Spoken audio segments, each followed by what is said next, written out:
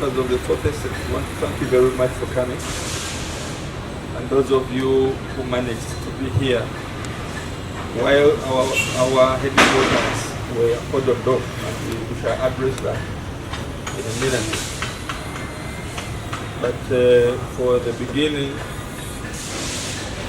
PFF joins the rest of the Ugandans in mourning the death of very many children who had gone for an academic excursion.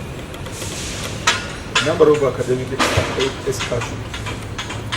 One happened at the Chairperson Road when a train knocked down a bus. Those children come from Machingi Sabagabo, Wakiso district. Then another one happened in Kapchorwa, where many children lost their lives. These were junior children who had gone for such academic excursion. In David Junior School, Bayigga. We also heard about others which happened in Usoga and many other accidents that have been happening involving our children. However, we recognize that this policy is subject to abuse. Many school administrations have taken it to themselves simply to make it a money-minting venture. They became social excursions other than an excursion to enable children to integrate the academics with real life. They are social excursions because the numbers involved. The administration of the schools involve very many children, not those of the candidates or semi-candidate classes, but also those in the lower classes, mixed together as long as a child is able to pay a certain amount of money. And let us face it, we have very many categories of students in Uganda, those who can pay and those who may not be in position to pay, and those who are not in position to pay beyond what they pay for their tuition of the children are the majority. We heard about a parent who was crying out that her child was unable even to pay for the excursion to go to Kapchorwa. She had to borrow to ensure that for the first time the child goes to Kapchorwa. Why should a parent borrow money? Even those who do not borrow, parents are not interested in paying colossal sums of money for excursions over and above that the money that they pay in school fees, which are also very high. These schools charge highly, and they make it quite mandatory that every child must go for these excursions, and the children will fear that maybe if at all they don't go, they will miss out a lot and they may fail exams. So the burden goes back to the parents who have to make sure that they get the money to pay for these excursions, as if to pay for academic well-being of the children, it ends up to be a social engagement. What are you going to do with the hundreds of children who have gone to see CP Falls? There must be creativity to ensure that all children, rich and poor, those who have, those who do not have the ability to observe and appreciate without necessarily going for excursions, because they are even expensive, time-consuming, and difficult to manage. So the Minister for Health stopped. Sorry, the Minister, I come from a health background, you'll forgive me. The Minister for Education stopped forthwith the excursions. And for him, it was about procedure. It was not about policy. Looking at what kind of vehicles they employ in carrying children, looking at the conduct of the drivers, whether they are drunk or not, or even having mental challenges. That is what he's focusing on. We are not focusing on that. We are focusing on the policy itself and the creativity, the school administrations of the rich and the poor, because they sit the same exams and they are assessed on the same curriculum. We must be mindful that very many children out there are unable even to access people who can organize those excursions. So if at all we take them at the same level and we presume that these excursions are the ones which are going to assist these children to grow academically and to pass their exams, then the majority are left out, and we don't want to leave out any child who is at the same level with others. We propose that government, if at all need be, needs to review the policy to enable all children to have the same material. If need be, we can use the audiovisual. We can use documentaries. A few people can go, including the teachers. They can record the CP falls, and the children can appreciate. This is where we are going digital. If at all people can do digital lessons, children can appreciate their teachers by voices, not physical lessons, and they can appreciate things. Then why do you think that they cannot appreciate when they see a documentary about some geographical feature that you want them to appreciate? They can. And it saves a lot of money, it saves time, man hours, which you spend while we are going for this excursion. It also sensitizes children. When they grow on their own, they can go for those excursions because they saw. You are exposing our children to danger of the road carnage. You are also exposing our parents, we the parents, to poverty by organizing things from which you people benefit from, schools administrators. I think this is a money-making venture which the government needs to look into and trim it to only the necessity to have our children exposed. And we believe that going digital, we can achieve a lot without risking the children's life and also going into unnecessary expenditure. But we pray for the repose of the souls of those children, and we are also with the parents who lost their children. May the Almighty God strengthen you within these hours of grief. Thank you very much for that. The second issue is what happened here. First of all, I want to thank the members of the Fourth Estate. You were here and you managed to cover what you covered. At least Uganda knew that there was an event that was organized. The organizers are here, Dr. Ucham is here, and others of the Secretariat. Thank you very much.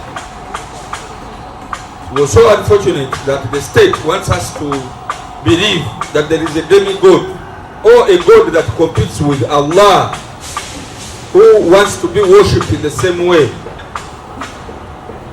So we should be able to ask for permission when we are coming to our home, our party headquarters, in order to worship, to pray for those we want to pray for, to speak the speeches that we want to speak. Our freedom has been curtailed and we are being held in fear. The rule of the gun has taken its toll, and none other than the president himself, who has the capability to command the armed forces, is culpable of what happened here last week.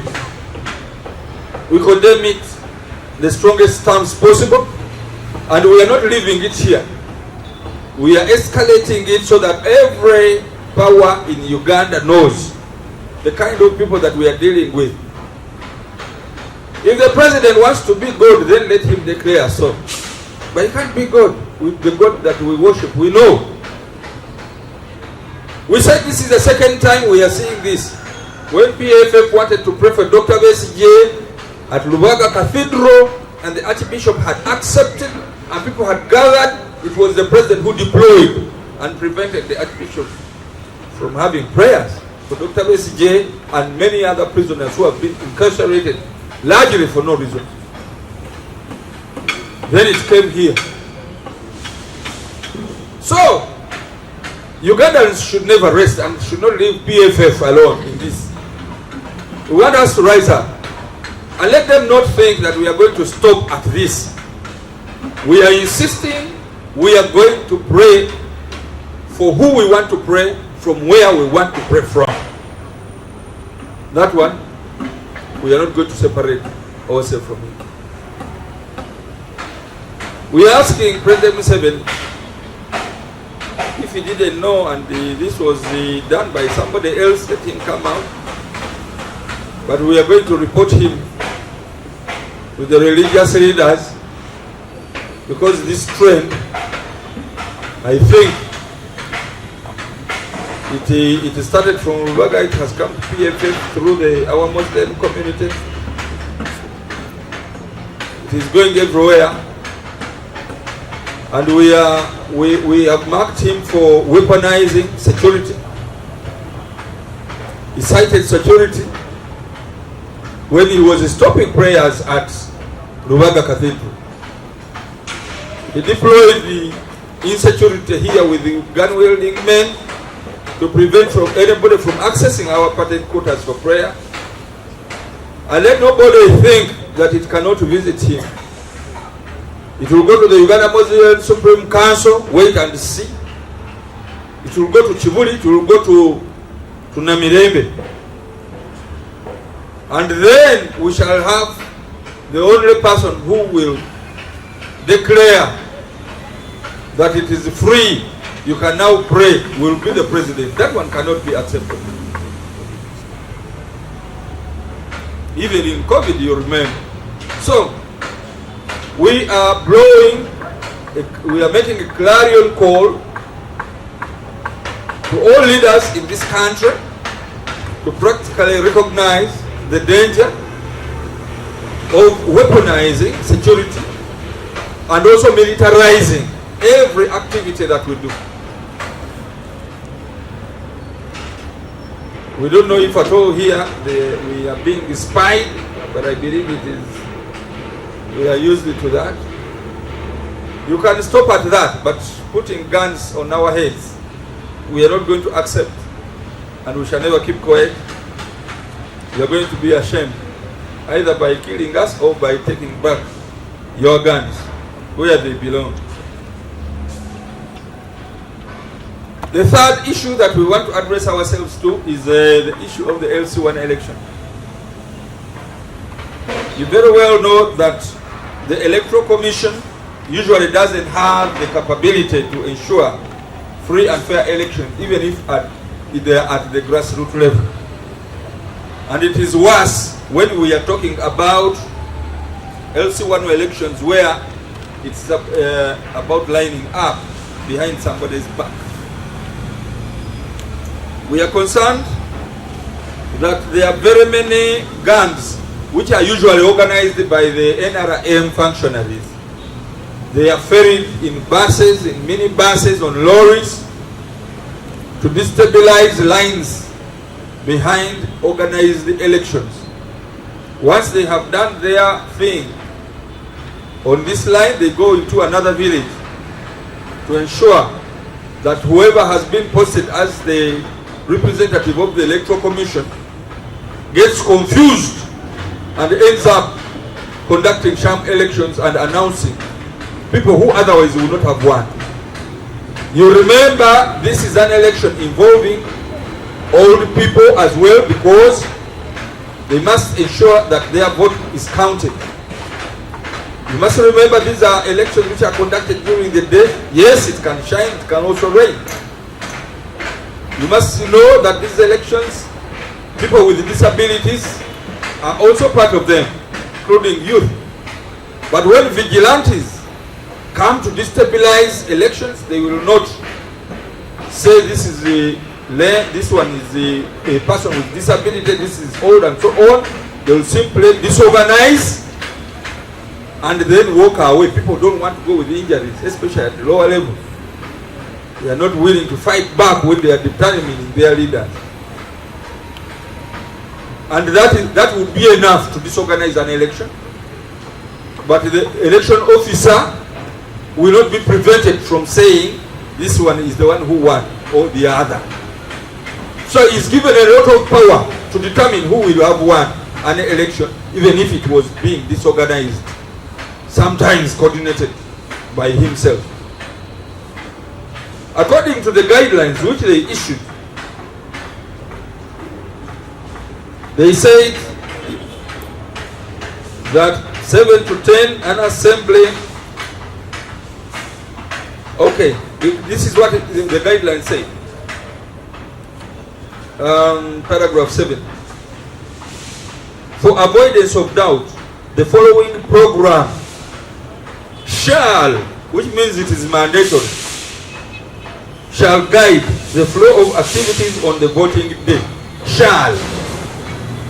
The word shall emphasizing how mandatory this one is. Even in law, it's mandatory. 7 to 10. Assembly and verification of voters by the village election official, who is called the presiding officer. 10 to 11. Voter education and briefing of voters on voting procedures by the village election official, called the presiding officer. Actually, this should have been done. Voter education must not take place on the day of voting. Why should somebody be educated how to vote on the voting day? They should carry out voter education. Now, villages meet, there are very many funerals around, plus funeral rites ceremonies and so on, including church services and during Jummah prayers, unlike the one which was disorganized here. The Electoral Commission should educate voters, but taking a full hour pretending to be educating voters is another campaign altogether, given the fact that the presiding officers are usually NRM functionaries. Nonetheless, they say 11 to 11:30. 11 to 11:30. Voting by the electorate, lining up and counting of votes from 11 to 11:30. Which means that there shall be. Shall is mandatory.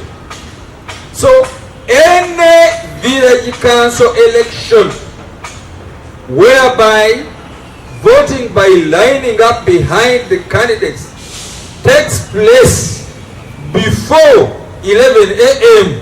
or after 11:30 a.m. would be null and void. We are following the procedure of the Electoral Commission. These are the guidelines. We want the Electoral Commission to come out and re-echo what we are saying because we are reading their guidelines. I want to repeat, for avoidance of doubt,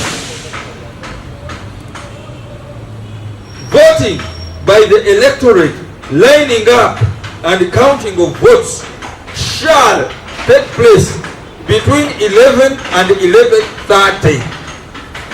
Any committee or the village committee which is established before 11 and after 11:30 by lining up will be null and void in law. We are saying the Electoral Commission needs to re-echo this for emphasis. Why? Because those gangs which are organized can come early in connivance with their presiding officer and have an election at 9. You reach at 10, they tell you the election has already been conducted. You reach at midday, they tell you the election has already been conducted. or we are going to conduct an election at midday or at 1 or at 2. Those ones will be null and void according to the guidelines of the Electoral Commission. So we are writing to the Electoral Commission to emphasize this part, and I think this is the only part that can protect people, so that an election is conducted between 11 and 11:30 throughout the country. Then disorganizers will not have chance, because they will be voting also somewhere else. They will also be easily identified. They can only disorganize one council, but not the other, because others will have taken place already, unless they have a very big network of them, and we shall identify them from time to time.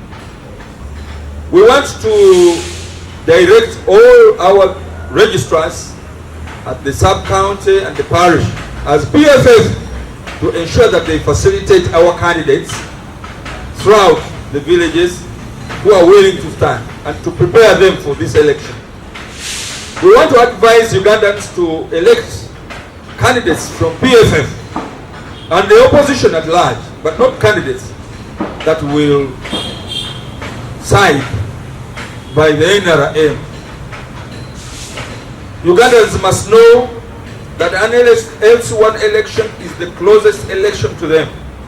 The people who have a stamp at the village level will determine whether you can go and stand surety for your colleague or not. Their stamps are recognized in the courts of law when they stamp on documents, transactional documents on land. And many of them, especially the NRM one, have participated in these kind of transactional activities, and they have been recognized. If an election, if a person is elected LC1 chairperson, you may not know when you are going to change this. The current LC1 elections have taken a long time without being conducted. And therefore you will suffer with the same individual who manages your life at the grassroots level. Some of them have been corrupt, and they have been working with corrupt officials while distributing materials that have come from government, including hose, seeds, etc. So you need to elect somebody who has a mature mind, somebody is tested, somebody whose party has a clear leadership, somebody whose party has the heart of Uganda, and I think the PFF candidates would offer the best chance for good leadership in this country. If it is not for PFF, others may be elected, but those who will connive with the powerful in order to oppress the rest of the people should be rejected. Reject the thieves. Reject the coordinators of hooliganism. Reject those who connive with the state to oppress us. Reject them. Elect those people who are transparent, who have the integrity, who have the leadership skills, those people who are connected to the people that you know are willing to fight for the good of this country. May God bless you. Thank you very much.